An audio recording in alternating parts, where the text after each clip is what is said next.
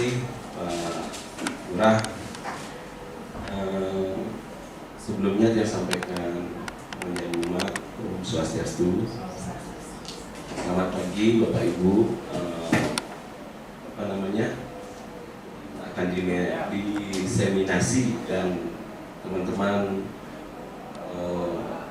yang hadir pada ruangan ini. Pada hari ini akan diadakan kegiatan diseminasi terkait dengan CGP ya Bapak Ibu ya. Hasil yang sudah dilakukan riset atau penelitian mungkin yang nanti akan disampaikan kepada teman-teman khususnya dalam ruangan ini pada umumnya untuk warga sekolah SMK Negeri 3 Cilacap. Semoga nanti apa yang telah disampaikan terkait dengan materi yang disajikan itu bermanfaat buat sekolah kita. Jangan sampai nanti hanya sekedar jargon atau ide-ide belaka ya. Di manajemen menginginkan memang pergerakan ibu kepala sekolah sangat gencar untuk membangun sekolah baik dalam hal budaya kerja kita, kemudian sarana, kemudian kedisiplinan siswa juga, termasuk hubungan-hubungan dengan dunia kerja. Jadi hal-hal ini, hal-hal positif nanti agar tetap dan harus kita imbaskan kepada warga sekolah. Memang memulai atau mengawali kegiatan yang mana sebenarnya kalau pemikiran saya muaranya adalah kita di guru-guru. Kalau guru-guru bisa memberikan tampilan atau contoh, tentunya akan diikuti juga oleh anak-anak kita. Dalam hal ini kegiatan diseminasi, saya mewakili ibu kepala sekolah karena berhalangan hadir, akan membuka kegiatan ini. Semoga bermanfaat buat kita semua. Oke. Atas Asung Waring Nugraha, kegiatan ini kita buka dengan mengucapkan Om Amikenam Astu Wisna. Ya demikian mungkin yang dia bisa sampaikan Bapak Ibu ya. Jadi kegiatan ini secara resmi dan okay.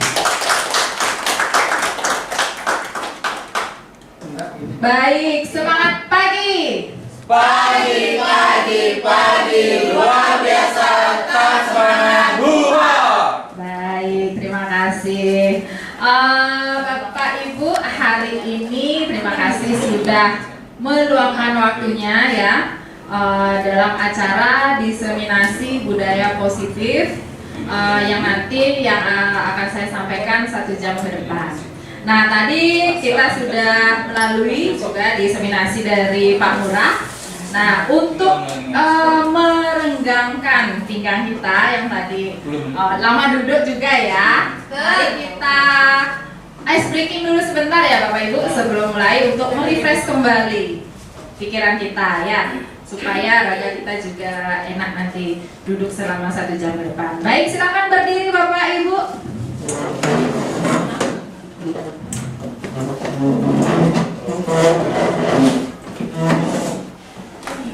Baik, kita akan goyang kompak-kompik ya.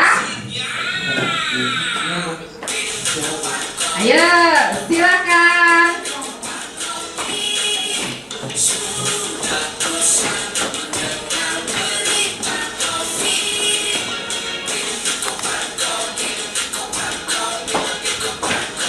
Ayo gerakan badannya semua, biar rileks.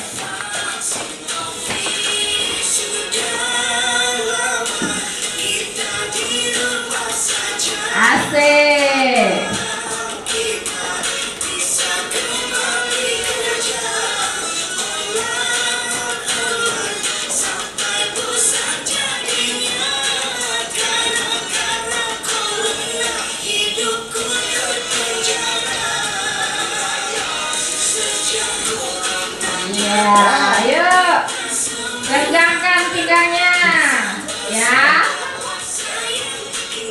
tadi pegel-pegel supaya bisa kembali fresh ya.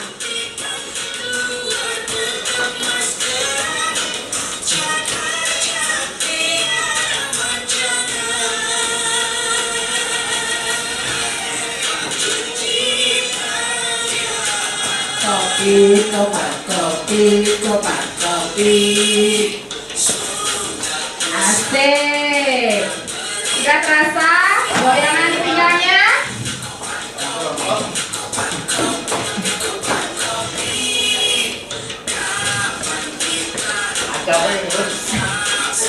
Ayo, balik Kak.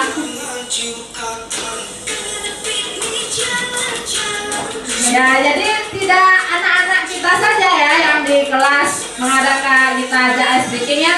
Nah, di sini Bapak Ibu juga saya ajak ice breaking ya untuk merefresh kembali pikiran, badan supaya lebih segar. Baik, terima kasih Bapak Ibu.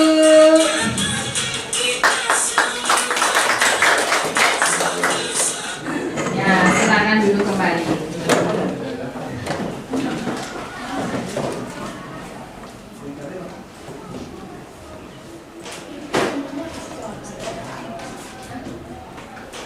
Nah, baik. Pada kesempatan hari ini ya, yang seperti saya sampaikan tadi, saya ingin menyampaikan diseminasi budaya positif yang telah saya dapatkan di program pendidikan guru penggerak ya. Nah, di sini saya tidak ingin menggurui, tetapi kita nanti sharing ya, berbagi pengalaman saya, pengalaman Bapak Ibu guru juga dalam menangani masalah siswa ya, khususnya di SMK Negeri 3 Singaraja. Nah, baik, kita mulai saja. Nah, sebelumnya kita sepakati dulu ya kegiatan diseminasi kita pada hari ini. Nanti Bapak Ibu diharapkan berpartisipasi aktif dalam kegiatan diseminasi, kemudian saling menghormati dan menghargai, kemudian alat komunikasi agar disenyapkan, kemudian mengikuti kegiatan secara penuh. Yang terakhir, bersikap positif dan kooperatif selama kegiatan. Nah, adapun tujuan pada hari ini yaitu menyampaikan pembelajaran dari penerapan konsep inti dari modul budaya positif serta pemahaman mengenai konsep-konsep inti dalam modul budaya positif. Nah, baik, sebelum lanjut nih, saya ingin tanyakan kepada Bapak Ibu, apa pentingnya menciptakan suasana positif di lingkungan sekolah? Ayo, sharingnya Bapak Ibu. Kira-kira apa sih pentingnya menciptakan suasana positif di lingkungan sekolah? Ya, silakan Pak Dewa. Minta tolong mic-nya Bu Juni.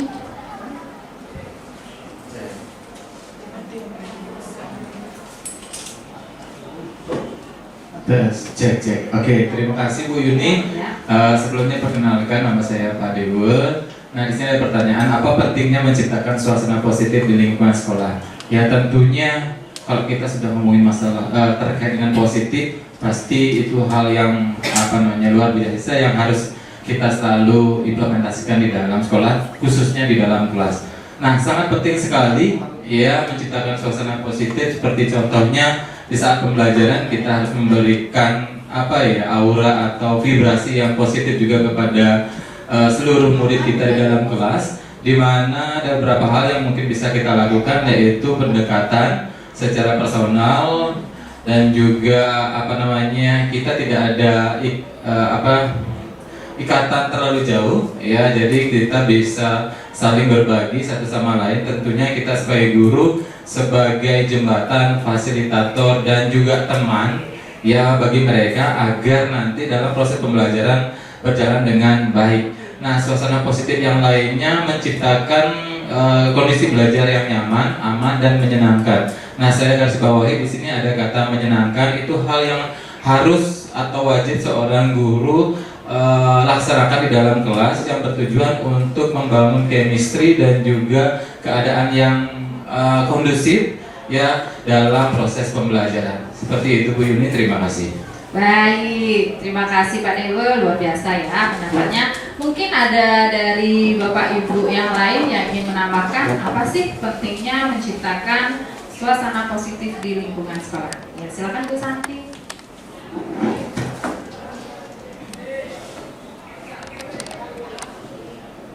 Selamat pagi Bapak Ibu semuanya. Jadi menurut saya, apa sih yang menjadi pentingnya menciptakan suasana positif di lingkungan sekolah? Jadi sebenarnya itu merupakan iklim awal yang memang harus diciptakan agar kita sebagai guru ataupun anak-anak menjadi betah di sekolah. Betah dalam artian bahwa menyenangkan seperti yang disampaikan oleh Pak Dewo. Jadi anak tidak akan merasa bosan dari jam 6.50 di sekolah hingga jam setengah 4 sore. Tentu dengan vibe positif yang guru-guru berikan kepada anak-anak dapat membuat anak itu menjadi lebih bersemangat, menjadi berharga. Karena kita mengajar di jenjang SMK, tentu mereka sudah masuk ke remaja akhir, yang mana penghargaan guru terhadap murid itu sangat akan diperlukan oleh siswa. Bagaimana kita selaku guru menciptakan vibes yang positif, vibes yang menyenangkan, jadi tidak menjudge siswa. Jadi dengan suasana seperti itu di lingkungan sekolah akan berdampak banyak hal kepada siswa. Yang pertama adalah dari segi sikap. Kebetulan saya sendiri selaku guru BK di sini, jadi pemahaman kami di BK dengan menciptakan vibes yang positif di sekolah, anak-anak dari segi disiplin akan sangat amat bisa mematuhi itu. Tidak perlu kita sampai melakukan hukuman, memaksa anak, namun dengan vibes positif dapat membuat anak langsung dengan serta-merta sangat nyaman dan enjoy dalam belajar, begitu. Dan juga hal itu berdampak kepada hubungan sosial antar temannya maupun antar guru. Baik, seperti itu menurut pendapat saya, Bu. Baik, terima kasih Bu Santi ya. Jadi pentingnya menciptakan suasana positif di sekolah itu dimulai dari Bapak Ibu guru dulu ya. Bagaimana kita memberikan aura positif kepada siswa sehingga nantinya siswa itu di sekolah bisa merasakan kenyamanan ya, kesenangan ya. Nah, sehingga nantinya siswa-siswa kita menjadi lebih betah dan bersemangat lagi ke sekolah. Nah, kemudian bagaimana sih menciptakan suasana positif selama ini di sekolah? Bagaimana cara kita? Nah, tadi juga sempat ya, sudah disinggung sedikit ya dari Pak Dewo, Bu Santi, pentingnya menciptakan suasana positif di sekolah. Nah, kira-kira ada sih Bapak Ibu guru yang mempunyai pengalaman dalam menciptakan suasana positif selama ini di sekolah?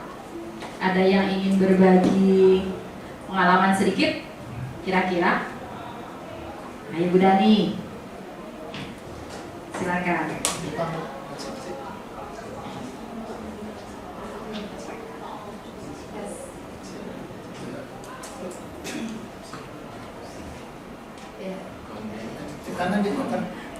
Tekan sedikit Bu Dani. Ya, terima kasih Bu Yuni atas kesempatan yang sudah diberikan. Perkenalkan, nama saya Dani ya. Untuk menjawab pertanyaan yang ada di depan, bagaimana menciptakan suasana positif selama ini di sekolah? Nah, kalau saya menjawabnya, saya sebagai guru ya, guru berarti di ruang lingkup kelas. Ya, untuk menciptakan suasana kelas itu pertama-tama yang sering saya lakukan yaitu memilih model pembelajaran yang menyenangkan terlebih dahulu Ibu. Model pembelajaran kemudian akan menciptakan suasana yang nyaman, siswa juga akan saling sama-sama menikmati antara guru dengan mereka. Jadi apapun yang kita ajarkan pasti akan nyampe juga ke mereka. Untuk yang selanjutnya setelah kita memikirkan tentang metode, kita juga memikirkan bahwa kepentingan siswa itu segalanya. Artinya apa? Apapun yang kita lakukan di sekolah ataupun di kelas terutama, kita selalu meminta pendapat dari siswa. Jadi siswa itu akan merasa dihargai. Jika rasa itu sudah ada, maka apapun yang kita lakukan di kelas akan menciptakan suasana positif dan endingnya juga akan positif juga. Begitu Bu Yuni, terima kasih. Ya, baik ya. bagaimana menciptakan suasana positif. Tadi ada pengalaman dari Bu Dani ya, menciptakan suasana positif di kelas. Nah, mungkin bagi Bapak Ibu yang belum menerapkan ya atau belum melaksanakan, nanti kita bisa mencoba ya tips-tips dari Bu Dani bagaimana menciptakan suasana positif di ruang kelas pada khususnya ya. Nanti kalau kita sudah bisa menciptakan suasana positif di kelas, otomatis nanti secara tidak langsung juga akan berimbas kepada lingkungan sekolah kita. Nah, baik. Nah, di sini karena diseminasinya budaya positif. Nah, di sini budaya positif itu merupakan perwujudan dari nilai-nilai atau keyakinan universal yang diterapkan di sekolah. Nah, mengapa budaya positif itu penting?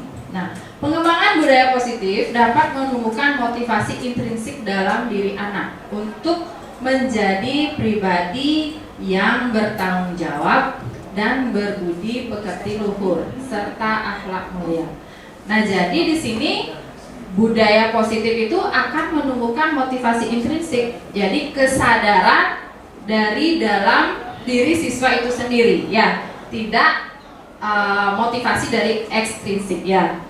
Nah, jadi bagaimana menumbuhkan motivasi intrinsik dari dalam siswa itu juga merupakan nanti tugas Bapak Ibu guru untuk menyadarkan anak didik kita supaya nanti bisa tumbuh motivasi intrinsik dari dalam dirinya. Nah, sebelum lanjut kita lihat kembali dulu filosofi pendidikan Ki Hajar Dewantara. Nah, pendidikan yang menuntun. Di sini tujuan pendidikan yaitu menuntun segala kodrat yang ada pada anak-anak agar mereka dapat mencapai keselamatan dan kebahagiaan yang setinggi-tingginya, baik sebagai manusia maupun sebagai anggota masyarakat. Oleh sebab itu, pendidik itu hanya dapat menuntun tumbuh atau hidupnya kekuatan kodrat yang ada pada anak-anak agar memperbaiki lakunya hidup dan tumbuhnya kekuatan kodrat anak.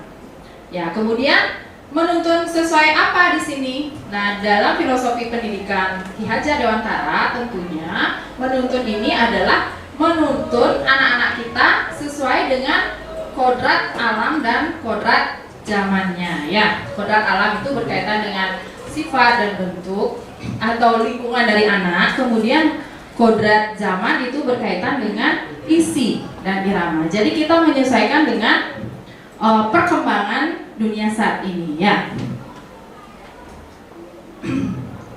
Nah, bila melihat dari kodrat zaman, pendidikan saat ini menekankan pada kemampuan anak untuk memiliki keterampilan abad 21.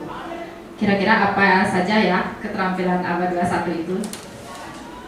Ayo, anak-anak dituntut untuk apa? Kira-kira masih ingat? Memiliki keterampilan abad 21 berarti anak-anak harus memiliki. Ayo, ingat kembali keterampilan abad 21.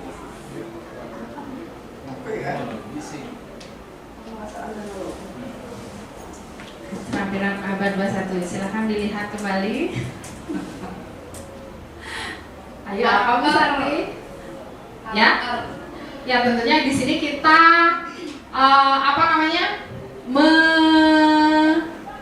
menumbuhkan karakter yang pertama ya. Nah, selain itu, selain karakter,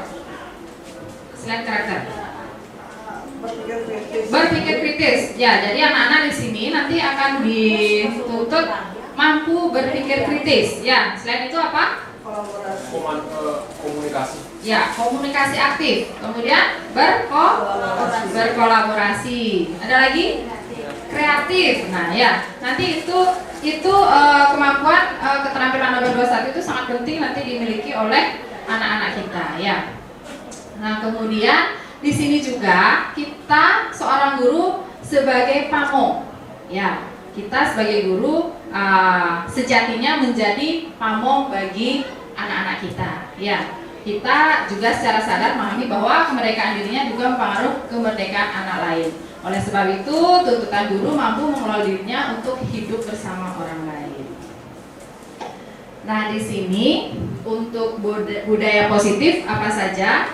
Nah, yang pertama itu ada perubahan paradigma stimulus respon ya dari teori kontrol, kemudian ada konsep disiplin positif, kemudian ada keyakinan kelas, kemudian pemenuhan 5 kebutuhan dasar manusia, kemudian ada 5 posisi kontrol, dan yang terakhir segitiga restitusi. Nah, di sini perubahan paradigma belajar. Nah, di bawah ini adalah paparan dari Dr. William Glasser dalam teori kontrol untuk meluruskan beberapa miskonsepsi tentang kontrol ya. Nah, yang pertama itu adalah ilusi guru mengontrol murid. Kemudian ilusi bahwa semua penguatan positif, efektif dan bermanfaat. Yang ketiga itu ilusi bahwa kritik dan membuat orang merasa bersalah dapat menguatkan karakter. Kemudian yang terakhir bahwa ilusi bahwa orang dewasa memiliki hak untuk memaksa. Nah, bagaimana seseorang bisa merubah dari paradigma stimulus respon kepada pendekatan teori kontrol? Nah, di sini ada kutipan ya yang saya sunting sedikit. Nah, bila kita ingin membuat kemajuan perlahan sedikit-sedikit, ubahlah sikap atau perilaku Anda. Namun bila kita ingin memperbaiki cara-cara utama kita, maka kita perlu mengubah kerangka acuan kita.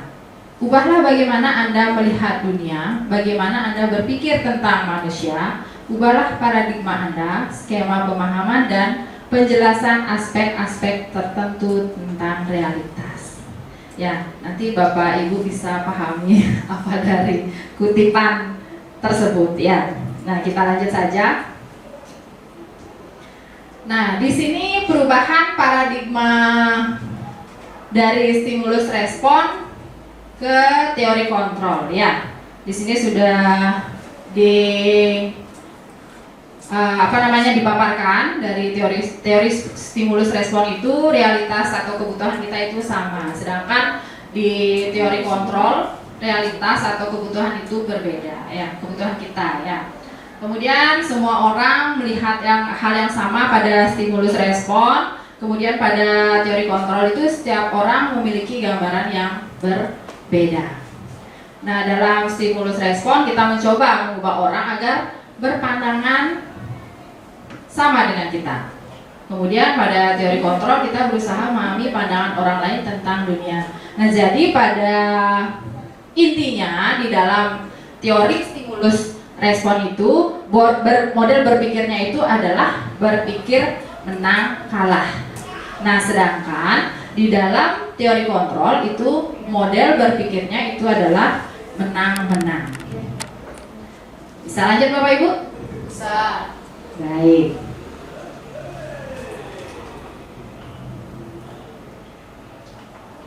Nah, kita lanjut ke materi disiplin ya. Menurut Bapak Ibu, apa yang dimaksud dengan disiplin? Tentunya kita semua di sini sudah menerapkan disiplin ya, apalagi di dalam kelas, di penerapannya kita di kelas masing-masing. Tentunya kita sudah menerapkan disiplin. Nah, di sini menurut Bapak Ibu apa sih yang dimaksud dengan disiplin?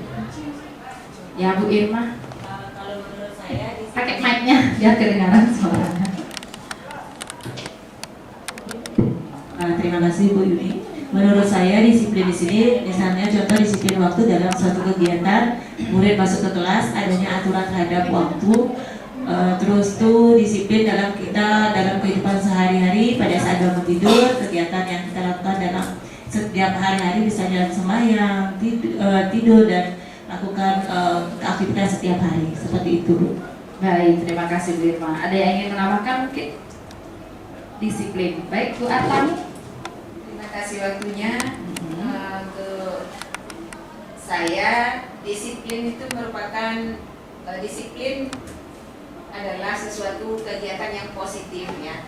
Nah, kegiatan yang positif ini biasanya terbentuk atau kegiatan yang sering dilakukan untuk hal-hal yang mengarah pada suatu kelakuan atau kebiasaan yang positif. sehingga membentuk arahnya adalah ke karakter siswa itu sendiri. Baik. Itu menurut saya. Baik, terima kasih Mbak Tani. Ada yang ingin menambahkan?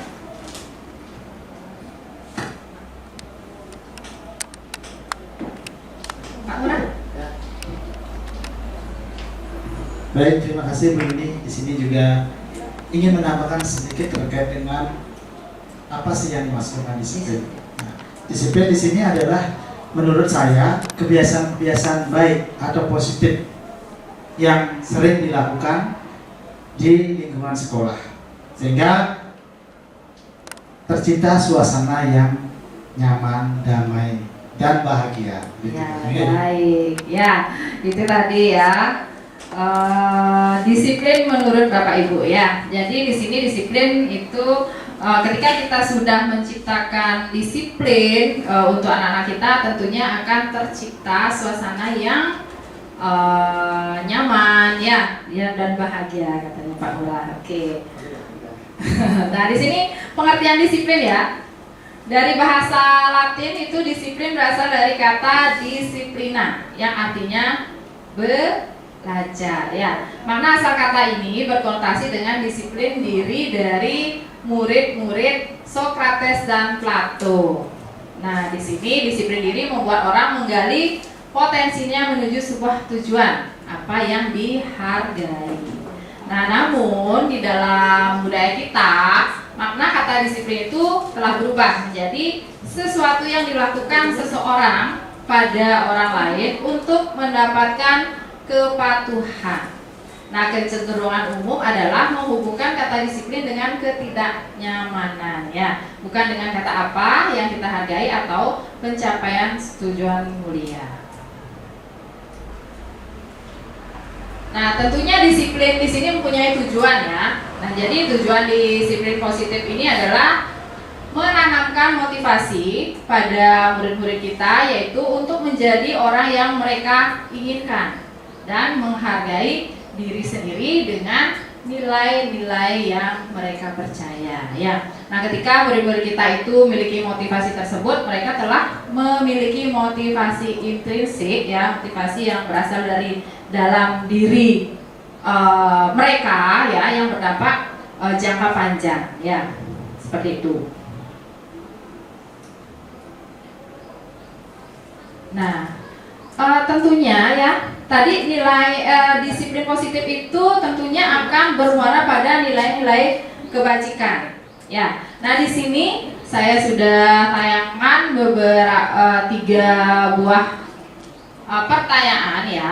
Kira-kira apa sih nilai kebajikan yang ingin diangkat dari peraturan-peraturan berikut? Yang pertama itu menggunakan helm saat mengendarai motor.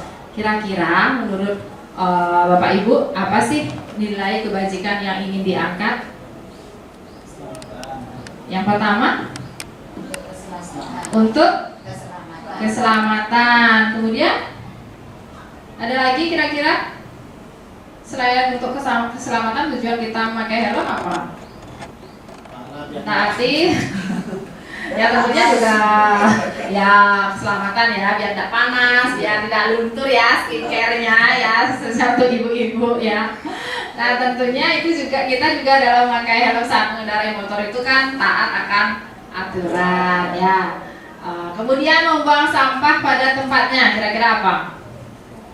Untuk membuat lingkungan menjadi bersih. Ya, untuk membuat lingkungan menjadi bersih. Kemudian dilarang menggunakan kata-kata kasar.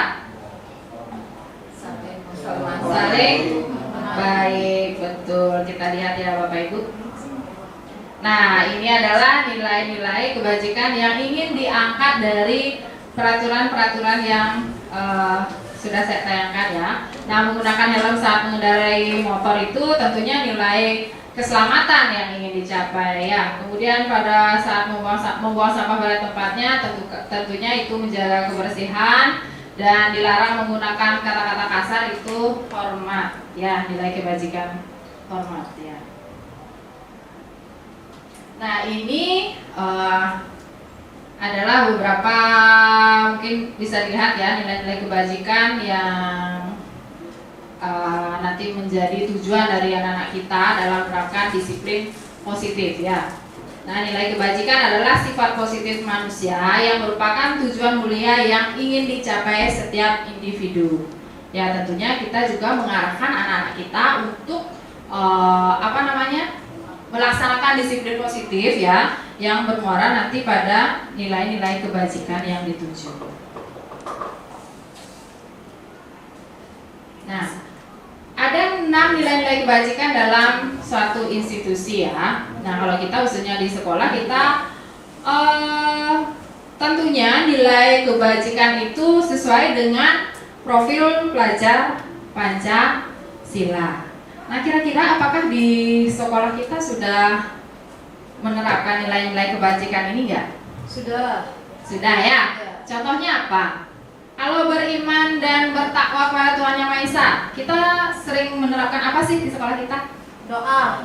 Ya, berdoa sebelum mulai pelajaran ya, sebelum mulai dan setiap berakhir pembelajaran. Kemudian juga kita dalam umat Hindu setiap purnama ya, purnama tilem dan hari-hari besar agama kita juga sudah melaksanakan.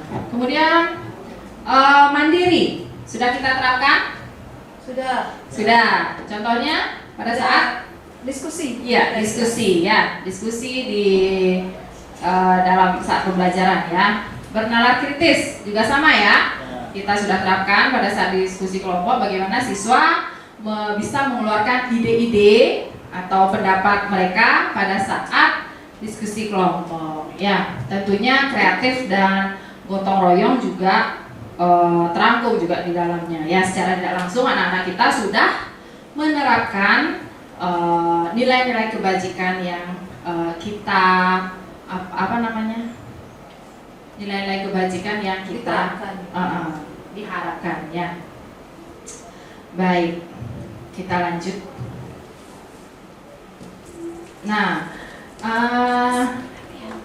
teori motivasi perilaku manusia ya. Nah, tentunya tadi motivasi siswa itu ada motivasi eksternal dan motivasi internal ya. Nah, kalau motivasi eksternal itu mungkin ini untuk menghindari ketidaknyamanan atau hukuman sehingga dia perlu motivasi dari orang lain ya. Nah, kemudian untuk mendapatkan imbalan juga. Ketika di mereka anak-anak kita kalau tidak ada imbalan dia tidak mau melakukan sesuatu ya. Jadi itu merupakan motivasi eksternal. Nah, kalau motivasi internal itu untuk menghargai diri sendiri menjadi insan sesuai harapan kita. Motivasi internal itu akan tumbuh dari diri siswa itu sendiri ya, dengan tanpa mengharapkan imbalan atau perintah dari orang lain ya, begitu. Nah, kita lanjut Bapak Ibu. Keyakinan kelas. Kira-kira dari Bapak Ibu di sini ada yang sudah pernah mendengar atau sudah selama ini sudah pernah membuat keyakinan kelas di kelasnya? Sudah pernah membuat. Baik ya. Nah, keyakinan kelas bagi Bapak Ibu yang belum kita sharing di sini ya. Nah, keyakinan kelas itu adalah pernyataan-pernyataan universal yang dibuat dalam bentuk kalimat positif yang disepakati bersama oleh guru dan murid untuk menjadi pedoman dalam bersikap dan berperilaku di kelas. Ya, namanya saja keyakinan kelas, berarti ini suatu aturan yang kita buat bersama anak-anak kita yang kita terapkan nanti di dalam kelas kita ya. Nah, menurut Gossen, suatu keyakinan akan lebih memotivasi seseorang dari dalam atau memotivasi secara intrinsik. Seseorang akan lebih tergerak dan bersemangat untuk menjalankan keyakinannya daripada hanya sekedar mengikuti serangkaian peraturan. Nah, itu kutipannya ya. Kutipan dari Gossen. Nah, apa sih perbedaan dari keyakinan kelas dan peraturan kelas. Nah, bisa Bapak Ibu lihat ya. Keyakinan kelas itu terdiri dari menggunakan kalimat positif, kemudian mengacu dari dalam individu tersebut, kemudian lebih bersifat abstrak.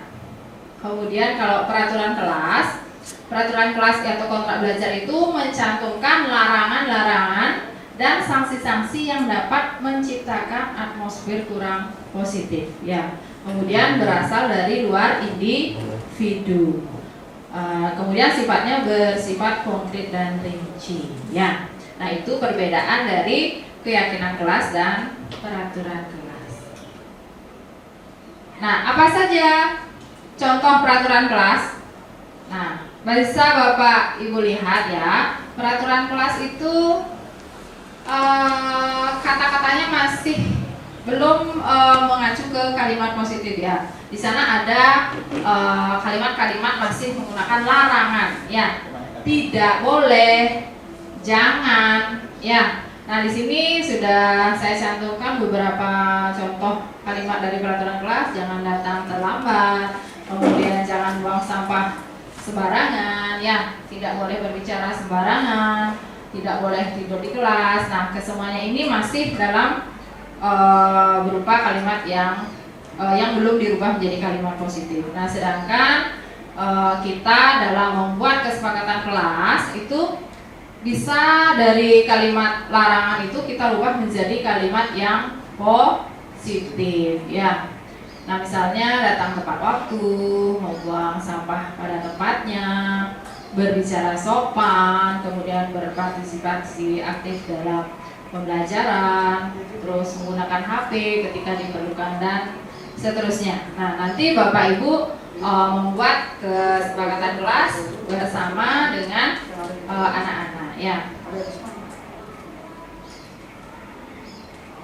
Nah, ini adalah prosedur dari penyusunan keyakinan kelas ya. Dari step 1 itu mempersilahkan warga sekolah atau murid-murid di sekolah atau di kelas kita ya untuk bercurah pendapat tentang peraturan yang perlu disepakati ya. Kemudian mencatat semua masukan para murid atau warga sekolah di papan tulis atau di kertas besar. Kemudian step selanjutnya yaitu mengganti kalimat-kalimat negatif menjadi positif. Selanjutnya meninjau ulang keyakinan sekolah atau keyakinan kelas kita secara bersama-sama. Kemudian semua warga kelas dipersilakan meninjau ulang dan menyetujuinya dengan menandatangani keyakinan, termasuk guru dan siswa ya. Nah, dan yang terakhir keyakinan kelas selanjutnya bisa dilekatkan di dinding kelas ya.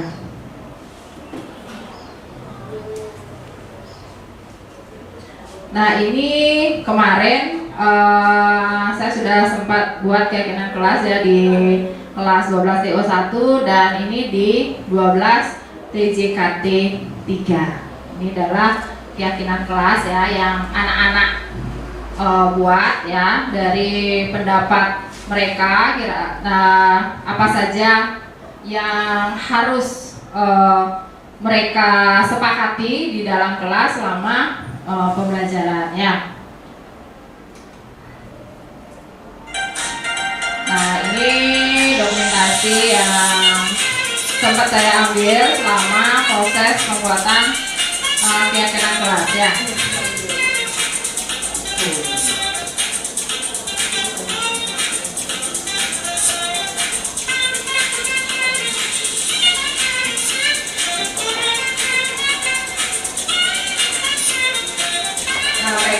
Memberikan pendapatnya di kertas ini ya, post-it ya, dan menempel di papan tulis.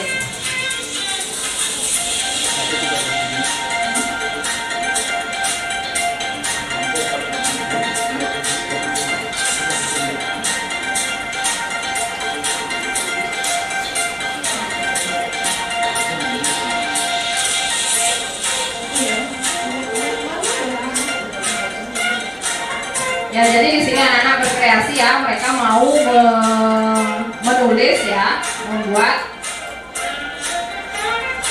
Nah, ini terakhir kita tempelkan. Ya. Nah, baik.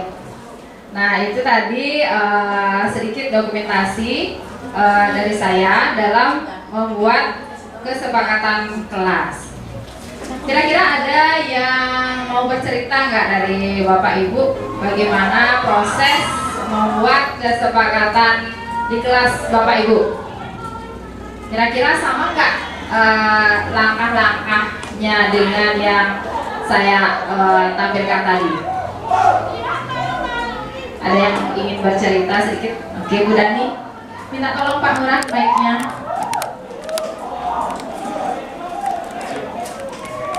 Sorry. Ya, terima kasih Bu Yuni atas kesempatannya lagi. Ya, untuk pertanyaan tadi boleh ditampilkan Bu. Ya.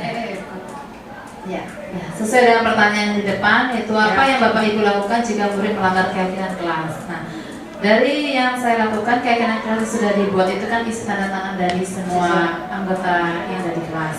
Jadi kami sudah menginformasikan di awal bahwa keyakinan kelas ini semestinya harus dilakukan dan jika ada pelanggaran ada konsekuensinya. Dan konsekuensinya juga tidak seperti yang dulu-dulu Ibu yang berdiri di depan kelas berjam-jam, tidak. Konsekuensinya itu kalau saya lakukan di kelas adalah ketika diskusi, karena setiap pertemuan kami pasti akan ada diskusi dan setiap diskusi itu kami harapkan yang melanggar itu yang berbicara. Jadi mereka harus menyiapkan dari awal. Saya sudah melanggar keyakinan kelas, jadi saya harus berbicara untuk hari ini. Jadi ada motivasi. Memang di dalam menumbuhkan motivasi internal siswa itu sangat susah ya. Jangankan siswa, kita guru juga Betul. ya perlu yang ekstra gitu untuk motivasi internal. Nah, ini adalah salah satu yang saya lakukan di kelas ya, dengan cara seperti itu. Jika melanggar konsekuensinya harus menjelaskan di depan kelas dan sampai teman-temannya paling tidak mengerti. Nah, setelah mengerti baru paham. Setelah itu ketika di pertemuan selanjutnya siswa akan merasa bisa mengontrol diri gitu. Jadi bisa memanage diri bahwa saya ketika saya ada belajar bahasa Indonesia saya tidak boleh terlambat, nanti saya akan kena konsekuensi. Jadi untuk pertemuan selanjutnya mereka tidak akan melanggar keyakinan kelas yang sudah dibuat. Itu yang saya lakukan di kelas Bu Yuni. Terima kasih. Baik, bagus sekali ya. Jadi konsekuensi yang dilakukan Bu Dani. Jadi mendengar tadi masukan dari Bu Dani secara tidak langsung ketika anak-anak itu mendapatkan melanggar keyakinan kelas, sedikit tidaknya anak-anak itu pasti akan belajar ya. Karena di sini konsekuensi dari Bu Dani itu jika mereka terlambat atau berbicara selama pembelajaran, mereka akan menjelaskan kembali di depan dan membuat teman-temannya paham ya. Jadi anak-anak secara tidak langsung juga dituntut untuk belajar ya. Nah, mereka harus mampu, harus tahu materi yang akan nanti mereka sampaikan sesuai dengan konsekuensi yang mereka terima gitu ya. Baik, terima kasih Bu Dani, nanti akan saya adopsi. Ya. Baik. Nah, lanjut ya. Tadi tentang keyakinan kelas. Kita lanjut ke 5 kebutuhan dasar manusia ya. Nah, di sini 5 kebutuhan dasar manusia ya. Kebutuhan dasar manusia itu adalah segala sesuatu yang kita lakukan untuk mendapatkan apa yang kita inginkan. Ya, seluruh tindakan yang kita lakukan memiliki tujuan tertentu dan semua usaha terbaik yang kita lakukan dalam rangka agar kebutuhan dasar kita terpenuhi. Nah, di sini ada 5 kebutuhan dasar, yaitu yang pertama itu kebutuhan bertahan hidup. Ya, contohnya apa? Makanan, pakaian, tempat tinggal, keamanan, kesehatan. Nah, itu kebutuhan dasar bertahan hidup. Nah, kemudian tentunya kita juga tidak luput dari kebutuhan kasih sayang dan rasa diterima ya. Nah, di sini contoh kebutuhan kasih sayang dan rasa diterima itu tentunya dipedulikan, kemudian berbagi, kerjasama dan menjadi bagian dalam kelompok. Nah, selanjutnya kebutuhan yang ketiga itu adalah kebutuhan penguasaan, ya. Nah, jadi di sana ada harga diri, ya, keinginan untuk dianggap, kemudian memimpin, berprestasi, ya, diakui dan didengar, itu penguasaan. Kemudian kebebasan. Nah, di sini kebebasan di sini tentunya mandiri, memiliki pilihan, ya, kita berhak memilih apa yang menjadi pilihan kita, itu kebebasan. Kemudian mencoba hal yang baru, mampu mengendalikan arah dirinya. Kemudian yang terakhir itu adalah kesenangan, ya, yang namanya kesenangan tentunya kita membutuhkan hiburan, ya, humor, kemudian antusias dan tertawa. Nah, ini adalah contoh tindakan yang mungkin ditunjukkan oleh siswa di sekolah, ya, dalam kebutuhan bertahan hidup, ya. Nah, contohnya meminta izin untuk makan atau minum di luar waktu yang ditentukan, terutama jika merasa lapar atau haus, ya. Nah, di sini tidak hanya siswa saja, ya, Bapak Ibu guru juga memerlukan ini, kebutuhan bertahan hidup. Kemudian yang kedua, mencari tempat yang aman dan nyaman di dalam atau di sekitar sekolah untuk merasa terlindungi, ya. Kemudian menghindari situasi yang dianggap berbahaya atau mengancam keselamatan, seperti perkelahian atau aktivitas fisik yang terlalu berat. Nah, ini contoh tindakan yang mungkin ditujukan oleh siswa di sekolah, ya, dalam kebutuhan memerlukan kebutuhan kasih sayang dan rasa diterima, ya. Yang pertama itu mencari perhatian dari guru atau teman sebaya, misalnya dengan bercerita, ya, tentang pengalaman pribadi atau meminta bantuan. Kemudian membentuk dan mempertahankan hubungan dekat dengan teman-teman di kelas atau kelompok belajar. Nah, kemudian bisa juga menunjukkan tindakan kasih sayang seperti memberi hadiah kecil, memeluk, atau mengatakan kata-kata yang mendukung kepada teman atau guru, ya. Di sini Bapak Ibu ada yang tidak memerlukan kebutuhan kasih sayang, Kak? Semua butuh, ya. Semua butuh rasa diterima dan kasih sayang. Nah, kemudian contoh tindakan yang mungkin dilakukan oleh siswa di sekolah dalam kebutuhan penguasaan yaitu berusaha keras, ya, untuk mendapatkan nilai yang baik atau penghargaan dalam akademik dan ekstrakurikuler. Kemudian mengambil peran kepemimpinan dalam kelompok atau organisasi sekolah seperti menjadi ketua kelas atau ketua klub, ya. Kemudian yang terakhir meminta umpan balik konstruktif dari guru untuk memperbaiki kinerja akademik atau keterampilan tertentu. Nah, contoh tindakan yang mungkin ditujukan oleh siswa di sekolah dalam kebutuhan kebebasan yaitu meminta izin untuk memilih topik proyek atau metode belajar yang sesuai dengan minat dan gaya belajar mereka. Kemudian menunjukkan keinginan untuk memiliki jadwal yang lebih fleksibel, ya, atau kesempatan untuk bekerja secara mandiri. Kemudian menunjukkan ketidakpatuhan atau protes terhadap aturan yang dianggap terlalu ketat, ya. Jadi anak-anak bisa memilih jika aturannya terlalu ketat, anak-anak bisa menunjukkan ketidakpatuhan, ya. Itu dari kebutuhan kebebasan, ya. Nah, yang terakhir ini kebutuhan kesenangan, ya. Bisa mengambil bagian dalam kegiatan yang menyenangkan dan menghibur seperti olahraga, seni, atau permainan, ya. Kemudian mencari interaksi sosial yang menyenangkan dengan teman-teman seperti bercanda atau bermain bersama. Dan yang terakhir kebutuhan kesenangan ini juga bisa dicapai atau dengan mengikuti kegiatan ekstrakurikuler yang sesuai dengan hobi dan minatnya. Nah, kalau yang tadi itu adalah 5 kebutuhan dasar manusia. Nah, kita lanjut ke 5 posisi kontrol. Ya. Nah, di sini 5 posisi kontrol guru. Kita lihat ada apa saja. Nah, 5 posisi kontrol guru ini, yang pertama itu ada posisi penghukum, ya. Kemudian pembuat merasa bersalah. Kemudian ada posisi kontrol sebagai teman, pemantau, dan terakhir sebagai manajer. Nah, kira-kira dari 5 posisi kontrol di depan ini, yang Bapak Ibu terapkan selama ini 5 posisi kontrol yang mana sih? Ayo, bisa berbagi pengalaman. Ya, silakan Bu Santi.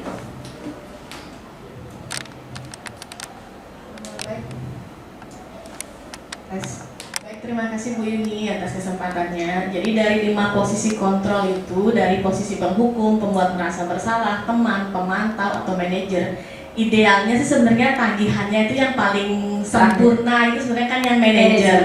Nah, namun kita sebagai guru, terlebih saya sendiri selaku guru BK, tentu menghadapi siswa yang beraneka ragam karakter, sifat, dan sebagainya. Tentu 5 posisi kontrol ini berkolaborasi gitu. Namun tidak semua, yang tidak selalu di posisi penghukum, pembuat merasa bersalah, tidak. Namun tergantung seperti apa sih yang dilakukan oleh siswa, siapa yang melakukannya gitu. Jadi kolaborasi ini tentunya agar, karena dari tipikal siswa itu ada yang memang sekali dikasih tahu, nah nggak boleh begini ya, nah mungkin kurang sopan begitu. Setelah berkali-kali juga tidak ada perubahan. Namun nampaknya saya harus melakukan di bagian posisi kontrol pembuat merasa bersalah itu, agar anak itu sadar bahwa yang melakukan itu salah. Nah, ketika itu sudah dilakukan, kemudian masuk ke posisi kontrol teman, dan saya memang biasanya mengkolaborasikan. Ada saatnya kita memberitahu bahwa anak itu salah, gitu, agar anak itu sadar bahwa yang dilakukan itu salah. Jadi kalau memang terus sebagai pemantau, takutnya nanti terus anak itu terlena gitu, nggak tahu salahnya di mana, apa yang harus dia lakukan, karena memang ada tipikal anak yang memang ketika diingetin itu, kamu salah nak gitu, jadi baru dia paham, oh ya diri saya salah, seperti itu Bu. Namun memang yang paling sering lebih kepada si posisi teman dan manajer, seperti itu Bu Yuni. Itu pengalaman saya. Terima kasih.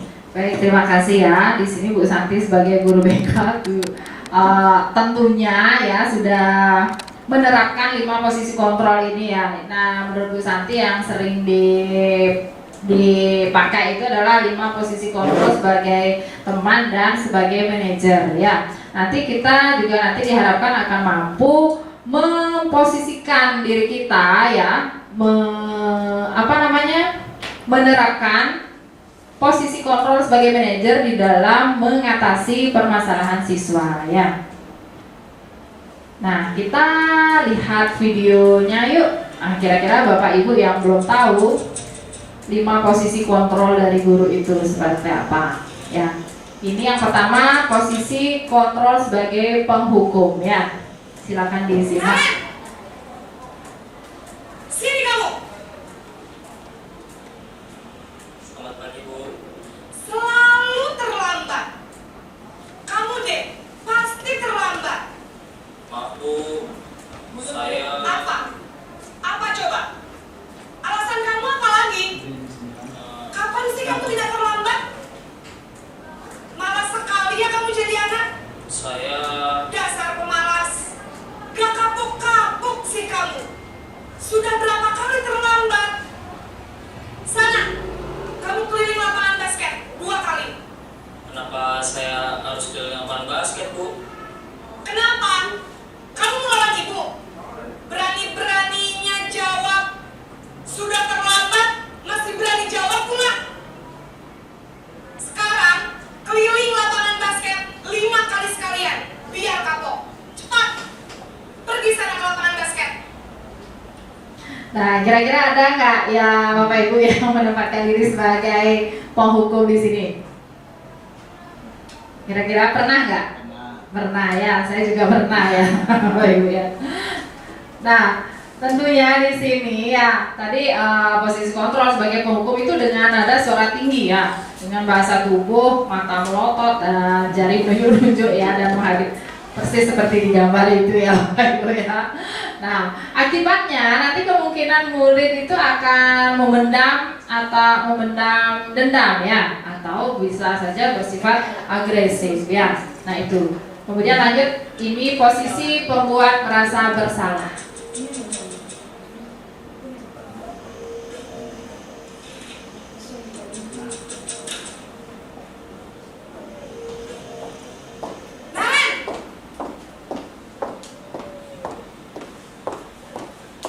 Selamat pagi, Bu. Naren, kamu kenapa terlambat lagi, nak? Ya Tuhan, Naren, kamu senang ya bikin ibu susah ya? Kalau kamu terlambat lagi, nanti ibu yang ditegur bapak kepala sekolah, nak. Disangka ibu tidak bisa membina kamu. Duh, gimana ini? Maaf, Bu. Duh, Gusti Naren, kamu suka ya kalau ibu ditegur bapak kepala sekolah?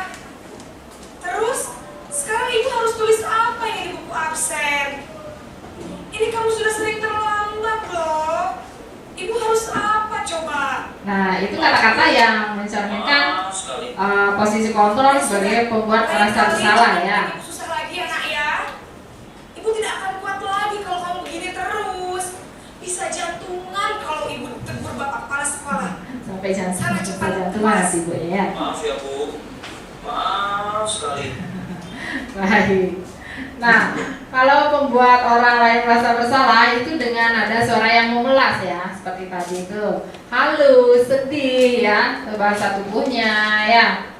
Kemudian murid akan merasa bersalah tentunya di sini ya, bersalah telah mengecewakan bapak atau ibu gurunya ya.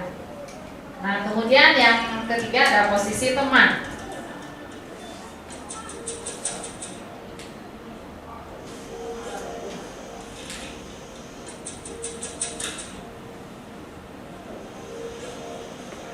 Naren,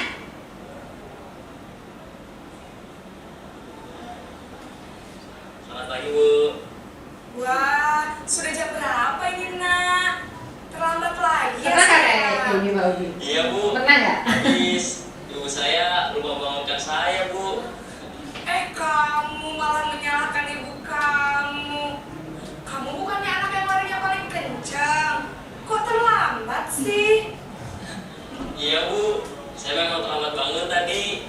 Jadi, biarpun saya lari kencang, tetap gak kekejar, Bu. Ya sudah sana. Nanti lain kali larinya lebih kencang lagi ya. Biar gak terlambat lagi. Bikin seneng ibu. Demi ibu. Bisa kan? Bisa lah, Bu. Ya sudah sana masuk kelas. Ibu beresin urusan absen kamu. Kamu ini ada-ada saja. Nah, ini kalau posisi kontrol kita sebagai apa Bapak Ibu? Sebagai teman. Nah, dengan ada suara yang ramah, yang akrab dan bercanda ya. Tetapi akibatnya di sini murid akan merasa senang dan akrab dengan guru.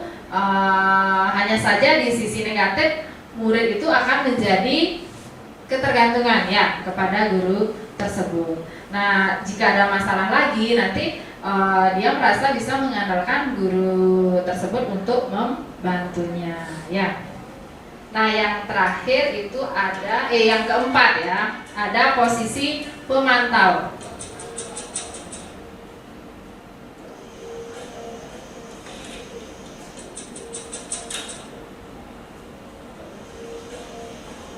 Naren!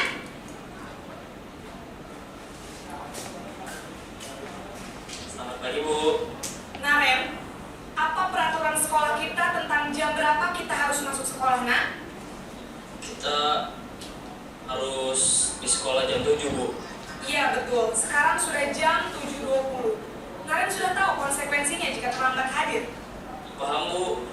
Saya harus tinggal kelas pas jam istirahat selama 20 menit. Iya benar, konsekuensinya demikian. Jadi nanti jam 9.30 pas istirahat, kamu harus tinggal di kelas, kerjakan tugas tambahan untuk ketertinggalan kamu, ya? Baik, Bu. Baik, ini adalah posisi sebagai pemantau ya. Nah, akibat dari posisi kontrol kita sebagai pemantau, di sini murid memahami sanksi yang harus dijalankan karena telah melanggar salah satu peraturan dari sekolah. Ya, guru tidak menunjukkan emosi yang berlebihan, tetapi harus memberikan konsekuensi ya yang harus diterima oleh siswa. Nah, yang terakhir ini posisi kontrol sebagai manajer.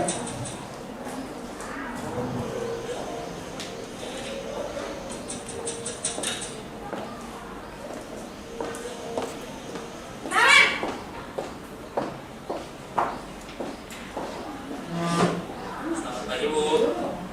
Selamat pagi, Naren. Maaf, Bu. Saya terlambat.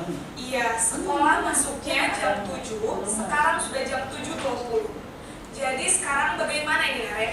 Maaf, Bu. Saya lupa setel alarm saya semalam. Baiklah, menurut kamu, keyakinan sekolah yang mana yang perlu kamu tingkatkan? Menghargai diri sendiri dan orang lain mungkin ya, Bu. Setuju. Jadi, apakah Naren meyakini prinsip saling menghormati tersebut? Iya, Bu. Saya meyakininya. Apakah Naren bersedia memperbaiki masalah keterlambatan ini? Bersedia, Bu. Bagaimana kamu akan perbaiki masalah keterlambatan ini? Saya akan coba untuk tidak lupa menyetel alarm saya, Bu. Baik, kalau Naren lupa menyetel alarm di rumah, ada orang yang kira-kira bisa bantu mengingatkan tidak? Ada, Bu. Kakak saya, Kak Emma. Ada lagi selain Kak Emma? Selain Kak Emma, ada ibu saya. Baik, jadi yang mengingatkan Naren adalah Kak Emma dan ibu kamu ya? Kira-kira akan mulai setel alarm kapan nih, Naren? Setelah pulang sekolah, akan segera saya lakukan.